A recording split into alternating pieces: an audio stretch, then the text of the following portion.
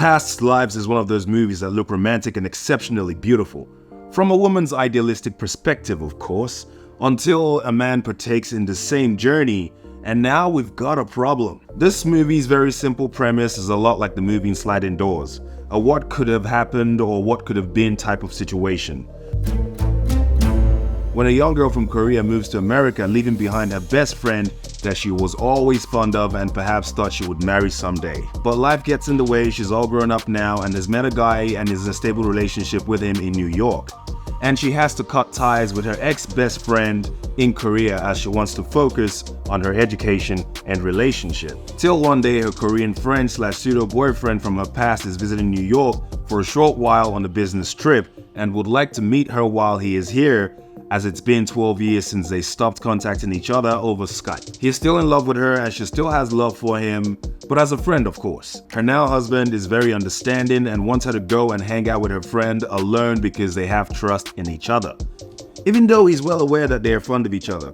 How nice. Well, that's pretty much the movie Past Life. It's a fever dream from a woman's perspective, I think, because I can almost guarantee you that no self-respecting man will sit around and wait for you to go and mope about your past life with your ex or sort of ex, because technically we all have past lives we will never see through, and you ain't that special. Hell, I saw a fine-ass lady about 20 minutes ago before I started this video. We locked eyes and I thought to myself, what would our past life had been like? Now, the fact that I see fine-ass people almost 3 to 5 times a day and imagine what that's like, it's ridiculous for me to follow that up, and it's borderline insane to do that with the said person I just made eye contact with. It's even worse if they're your ex. Also, just imagine a guy comes to his wife and says, I have this girl I used to be in love with and she's coming over and I will go hang out with her all day just so we can catch up because I've always wondered what our past lives would have been like. Oh, and suddenly your girl no longer has a romantic sense of humor anymore, and now she wants to give you a past life. And with that said, here are the pros about this movie because I believe I already opened up with cons. Pro number 1. The cinematography is beautiful and captures that sense of nostalgia in a New York environment. It almost kind of feels like it's your past life. You know that romantic New York feeling just walking around on the boardwalk?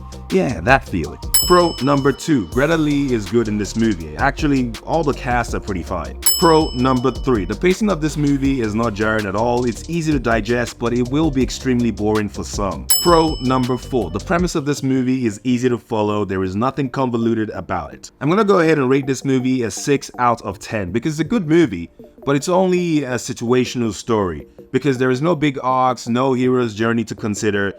It is just what it is, and that's fine. If you want a really calm movie to watch with a loved one, or anyone for that matter, this is a really chill film to watch, and maybe eventually both of you can argue about how women are the only ones who can really say silly things like past life and somehow still be in a relationship. And that right there is my 2 cents. If this video brought you any value whatsoever, please like and consider subscribing. It'll be really nice and I appreciate you. Thank you. Peace.